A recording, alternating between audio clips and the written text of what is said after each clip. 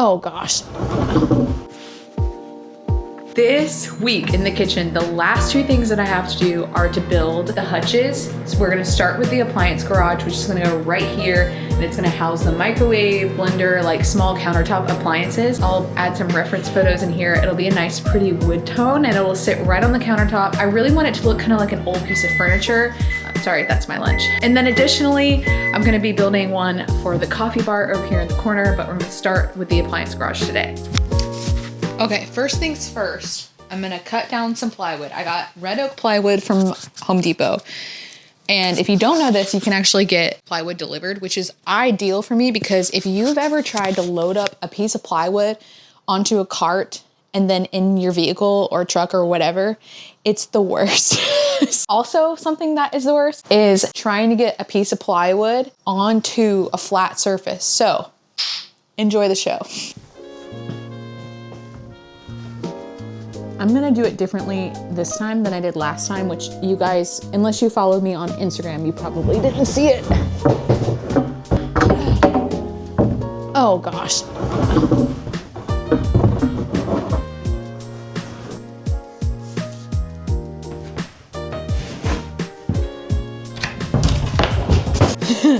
Okay, that didn't go smoothly, but that was way better than the way that I did it last time, which was from the side.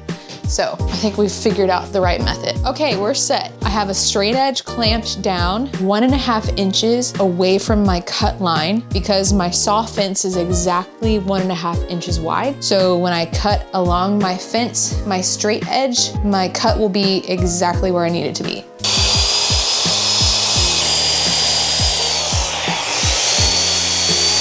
So that right there is gonna be the back to my appliance garage. I obviously need to cut that down to width, so that's what I'm gonna do next.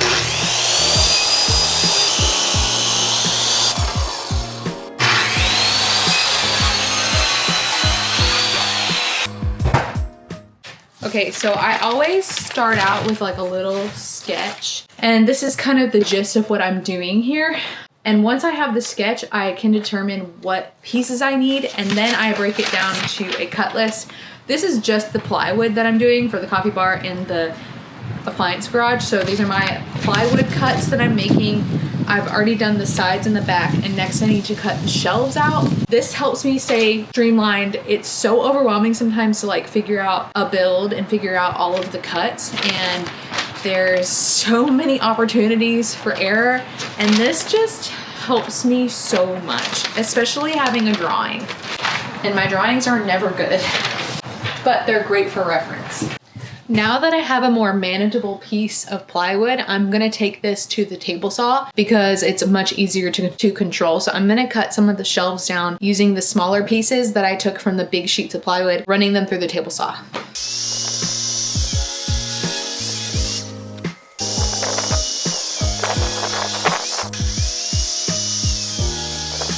Heading back out to the shop to continue working on the hutches. I am gonna work on adding in the pocket holes and potentially assembling those today. Oh, I didn't realize I wasn't in the frame.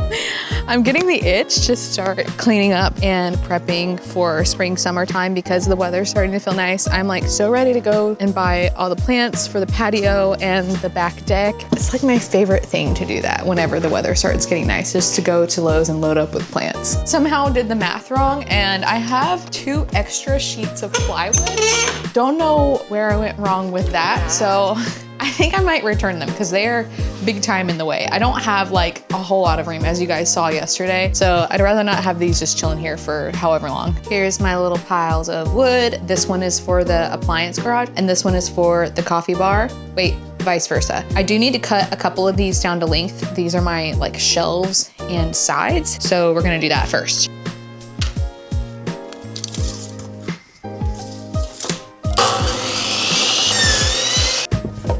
One shelf.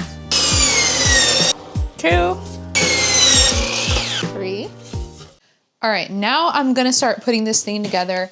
I have my Craig jig, and this thing is going to help me to put pocket holes in the wood. I want to use pocket holes because I want the holes, the screw holes, to be invisible, and that way I don't have screw holes to go back and fill. So I'm gonna line the back side of this hutch, this with pocket holes. And then I'm gonna attach the sides and the pocket holes will screw into those. And then I will have my case and then I will add the tops and the shelves using pocket holes as well. Definitely want this side to be not visible because we have a bunch of little knots on this side. So this is where the pocket holes are going.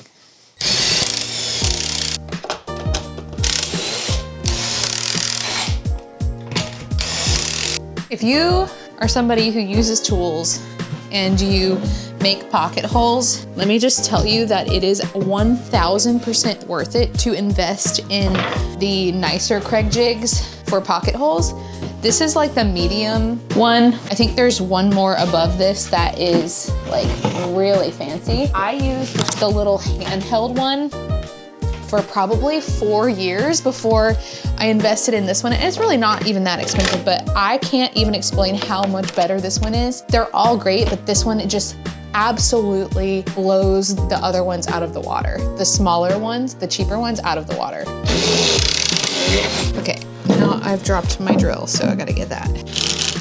So this bit is really long and it's actually made for these pocket hole screws because there's like this little pocket and you need a long bit to reach the drill down into it. The brand Craig also sells all of these things in like the same section. So you can grab the screws, you can grab the actual tool itself, comes with the bit, it comes with the drill bit attachment, and then you pick your screw length. I'm using 1 1/4 inch for this because anything longer, the screw would just come out on the other side. We don't want that.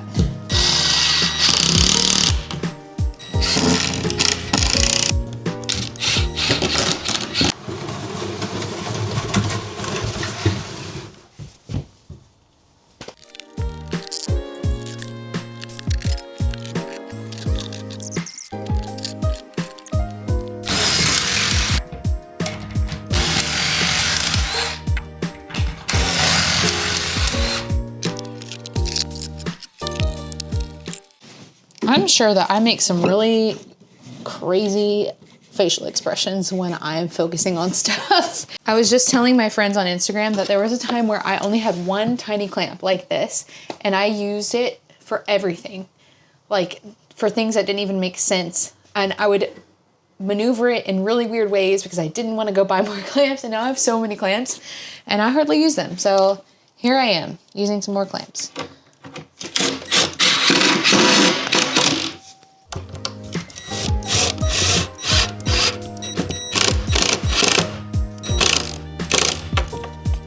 Okay, I used a clamp to put that first shelf in. I'm gonna stand it upright.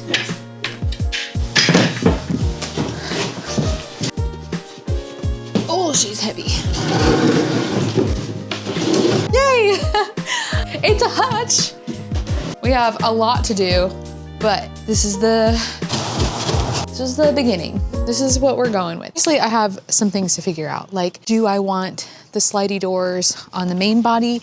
Do I want to add maybe a slidey door on the bottom part that I was gonna leave open and that could open up like this? I bought the slides for both and that's when I like realized, oh, what am I doing? I made these plans and I forgot about them. So yeah, I'm gonna take the evening to figure out what the heck my plans even are because apparently I've forgotten what they are. Not tell you what it feels like to walk into this house and see this kitchen. I cannot wait to show you guys because the main part of the kitchen is done. And the only things left are the coffee bar hutch and the appliance bar hutch. Appliance. Am I having a stroke? Appliance garage. Appliance garage hutch. And the rest is done. I wanna show you so bad. I wanna show you so bad. Not much longer before you guys can see it and it will be worth it. Okay, so I've been asking my friends over on Instagram for advice about what to do here. This is the appliance garage. I moved it in here yesterday just to get a visual because I'm trying to figure out what I'm doing. The microwave is gonna go here. It doesn't make sense for it to go on the counter because then you can't actually use the counter space in front of it because the door just swipes everything off of it. We've been living with it that way for a couple weeks now and it's so annoying. So this is where it's going. I'm having 2 doors here. Just to get a visual, there will be 2 doors covering this spot, and I'm either leaving this part open because it kind of gives us more usable counter space, or having like a garage door that closes on it. I'm leaning towards leaving it open, but the main concern that I'm having right now is whether or not I also put the pocket hinges on these doors. And what that would look like would be, instead of these doors just opening like this, they would also slide in like this. But then if we're using the microwave a lot, or we're cooking, whatever, we're not just having cabinet doors like hanging open into the kitchen space. They're tucked into the cavity of the cabinet, and we can leave them open as long as we want or shut them. The concern that I have about this is, obviously it's not the biggest cabinet anyway, and you can see that even our tiny microwave is pretty tight in there. And if I do that, I actually have to build like an entire shell, because the slides have to sit on something internally so that they can pull the cabinet doors out like this, and it can't be on the inside of these walls the way that it has to be on the back side of the cabinets and the inside. It'll make sense if I start to do it, but that will eat up a bunch of space on the inside of this cabinet. I don't really know what to do. I think I'm leaning towards doing it because I feel like future me will be very happy I did it, even though it's a lot of extra work. Even though it's gonna take up a little more space, I will think that I will be glad that I did it. Yeah, I think I just talked myself into it. Got back from the hardware store. I got a bunch of supplies. Now that I have all this extra camera equipment, I'm making so many more trips out back and forth to the shed. Our yard is looking so sad. It's like that post-winter yard. There's leaves, pine cones, dog poop, sticks.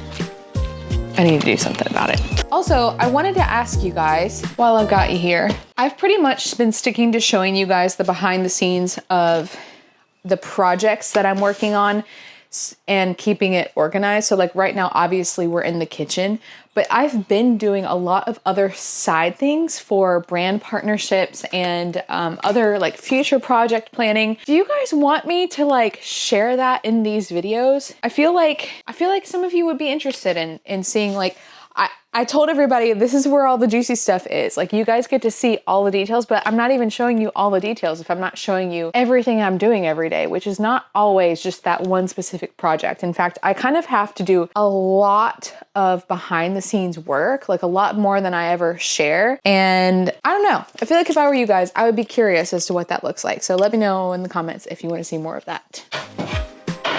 I've been cutting wood for like 5 minutes now and the camera wasn't on, so sorry about that. Okay, you might notice that I'm using different wood now, and that is simply because I had this idea that with this big, beautiful wood stained cabinet, how cool would it be if when you opened up the doors, that cavity like shelf unit that I'm building, what if it was that creamy white cabinet color and you have like that really pretty contrast of the wood and the white? I actually have plenty of red oak, and like typical me fashion would have been like, I'm out of red oak. I don't feel like going to buy more, so I'm just gonna use what I've got. But I went out and bought this specifically because I'm obsessed with this idea and I think it's gonna look really good.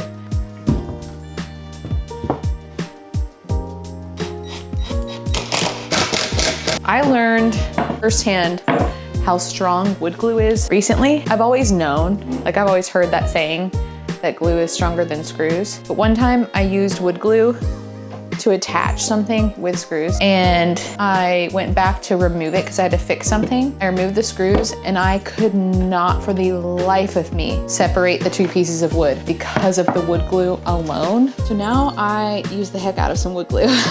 Why not? Just makes it a little extra strong. Okay, before I can add my shelves in, because I'm gonna have 2, I need to go measure and figure out where my shelves need to be, but this is the makings of our little cavity. So this is what's going to slide into the appliance garage up there. And then let me show you really quick.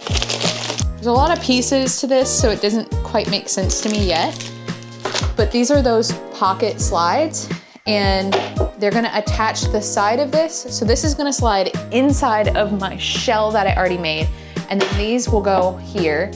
And the cabinet will attach to these. So once the cabinet is open, it can go whoop and then be tucked right alongside of this thing that I made.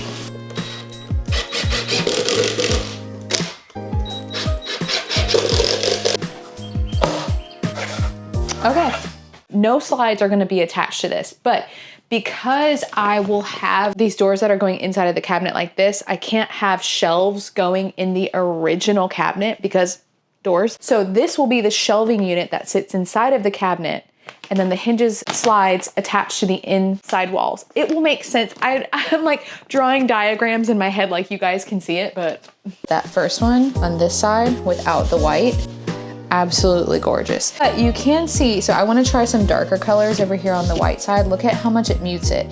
The thing that I don't love about red oak is how dark the grain is. Like the grain is just so grainy. And I love adding a white base stain because it sort of mutes down that dark graining a bit, but it does lighten up your actual stain color, so you have to go pretty dark to see a nice rich tone like this. Ideally, I'd actually love to do this one on a whole piece and see how I like the grain because it's really not so dark here, but I want to test a darker color on the white to see if I can match this tone more with less grain on it. Cortado, let me try. Here I go mixing a bunch of different stains again. Just trying to avoid that this time. Rubio Monocoat, maybe we can collab and I can come up with my own stain colors. How cool would that be? I really, it's reading a little green to me. No, that's perfect. Because this is just slightly too orange and that actually cut the orange out. So this is a white base, Cortado plus almond. Cool thing about Rubio Monocoat, there's a lot of cool things about Rubio. I love Rubio Monocoat. Is it layers really nicely. So if you want to go darker, just keep going. I think that's probably the case for a lot of stains. But this stuff lays so beautifully. It is amazing. I do get flashbacks from this smell. Ooh, yeah. Cocoa. Let's try you with some almond. Honestly, I can't get enough of the almond. The almond is the tone that I'm looking for. Like the rich tone, but it just doesn't, not as dark as I want it. That's what I'm talking about right there.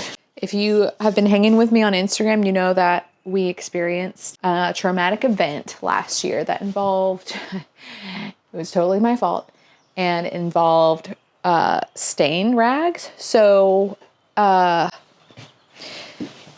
I've got all my stain rags laying out on the floor right now, but there's multiple safe ways to dispose of stain rags. The way that stain dries, it is combustible. So as stain dries on a rag, the molecules start to heat up and that's dangerous. So if you leave a bunch of rags like in a trash can or a container where they aren't getting air to them, that's a dangerous situation. That is what happened to me. I was staining the planked walls in the basement home gym area. And I knew this, but I completely forgot. I was in the trenches of sleep deprivation with August. And it was a really, really hard, like rough time in our personal life. There was a lot of personal, like family issues going on. Just wasn't functioning 100%. So I completely forgot the fact that I was throwing all of my rags into a trash bag, which I intended to bring outside and then separate my rags and let air dry. So that night, as we were sleeping, it was me and all three of my kids, and then my sister was staying with us at the time. The bag combusted in the middle of the night and our smoke alarms started going off, and we woke up and noticed that the house smelled like smoke. We ran downstairs to try to assess what was happening, and we saw smoke coming out of the basement door. My sister actually opened up the basement door and smoke just poured out. The smoke alarms were going off. It was very, very scary. And at that point I still struggle with how scary it was. We were so great, so blessed to get out. And thankfully, because I hung my trash bag that all of these rags were in, I hung it on the squat rack. So it was literally suspended in the air and wasn't touching anything that was flammable or combustible. So the entire bag was like combusting and smoldering, and smoke was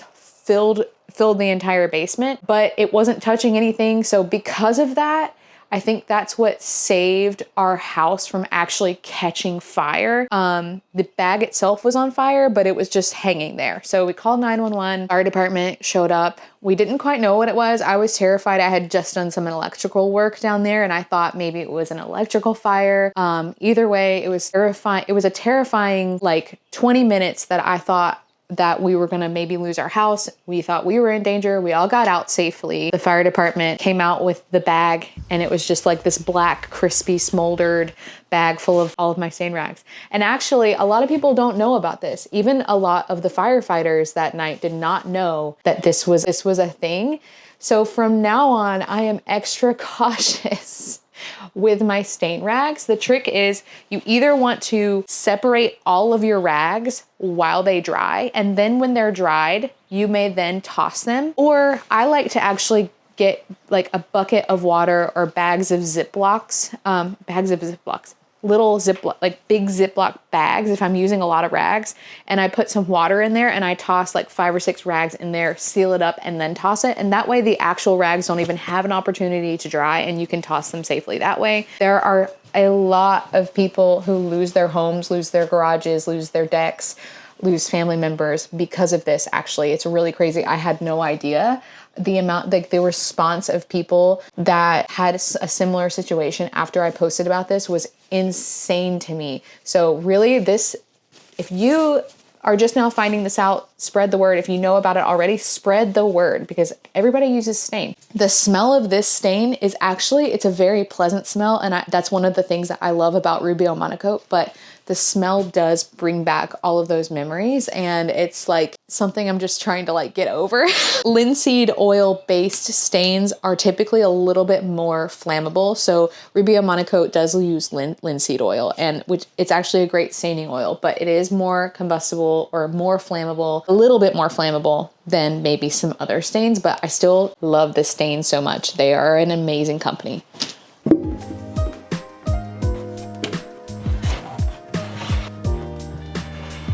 Okay, so this is nice to get a visual. This is just a shelving unit inside of this thing. Obviously it will get attached. It's also gonna get painted. This hutch, this right here is where the slides go.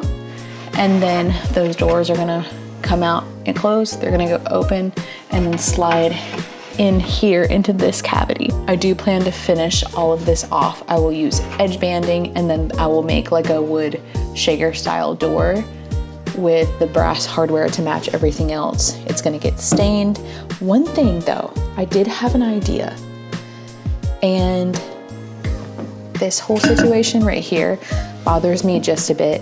This can't get any shorter than it is. It can't go in any more shallow because of the microwave. This is like the whole thing. The whole reason I'm even doing this is for the microwave to have somewhere to live. So I think leaving this open, like I said earlier, leaving this open makes sense. But you know, when people make those, have those like cabinets and they have the decorative like corbels underneath, what if I cut this like with one of those like cool curves?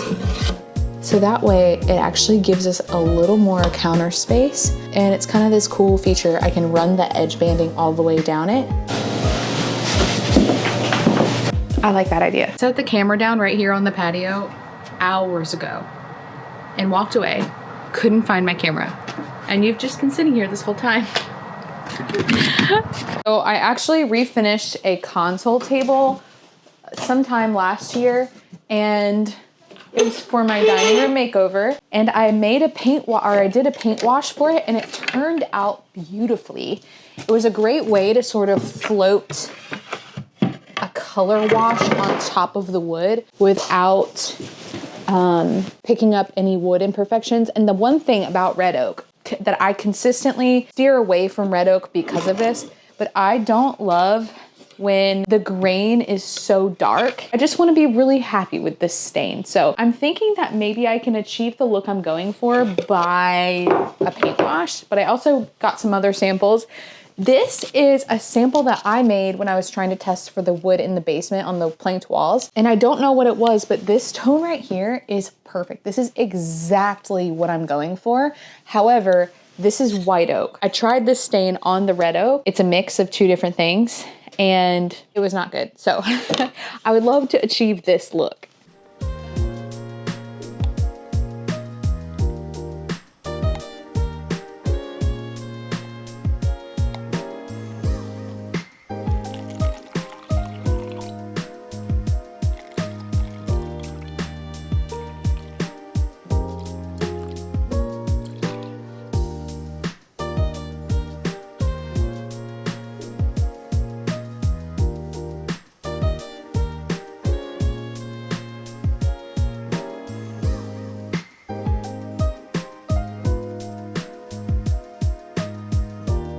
Okay, so essentially you're diluting the paint way down. It just kind of floats more on top rather than absorbing into the grain. It's actually so cool. These are way lighter than I want though, and I'm wondering if I just need to either add layers or maybe go with a thicker consistency, but I'm worried about adding more paint and sort of losing the grain. I definitely don't want that, but this is a very wet mix. I don't have much paint in this, so.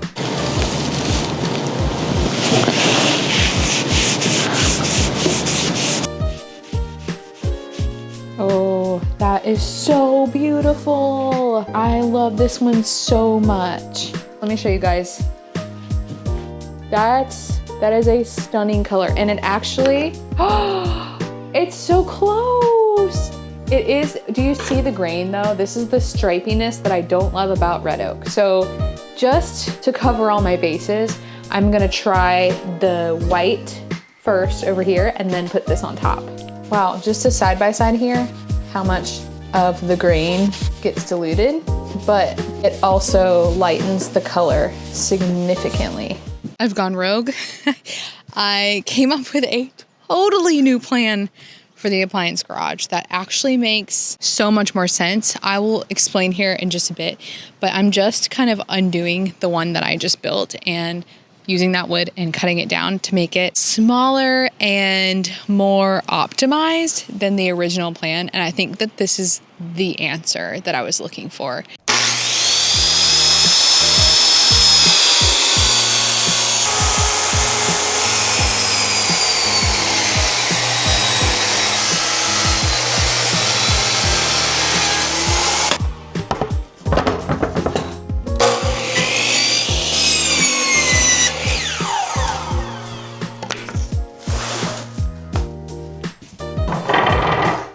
Okay. Just needed to get tidied up a little bit. You may have noticed I'm in much better spirits this week than last. Last week was probably one of the most stressful weeks of my entire life. I was trying to meet that deadline for the kitchen, and thankfully I did one day early, but it was consuming my whole life. The one thing that is like very difficult about this job is oftentimes brands will offer up a collaboration opportunity, but they put a deadline on it. And I find that these ones with deadlines always come at the worst possible time. And I do have the availability to turn them down, but if it's with a dream brand and it's a dream opportunity, I'm obviously gonna take it. And this was one of those times where it was not only in a very busy season of life that this collaboration happened, but also it was project-based. So I'm the one doing all this work on these projects. Like, I'm renovating everything myself. So if I'm having to do a project on a timeline and then the weight is all on my shoulders to make it to that timeline and it's nobody else's responsibility, it is very stressful. And then things come up, you know, my kids get sick, my dog has to go to the vet because she's limping, things like that everybody else deals with. And I'm certainly not complaining because I'm very grateful for my job. But those times when it's like that, it is so stressful. I'm really, really glad that I made it to my deadline though. And I'm gonna try to be a little bit more mindful about the things that I accept whenever it comes to a timeline, because it really messes with my mental health and my family life. I've also not been like sleeping for like the last 2 years. I have a 2-year-old who does not sleep well, and then my 7-year-old also doesn't sleep well. So it was a rough time, and last week was bad, but we're through it. This week is better. We made it to the deadline.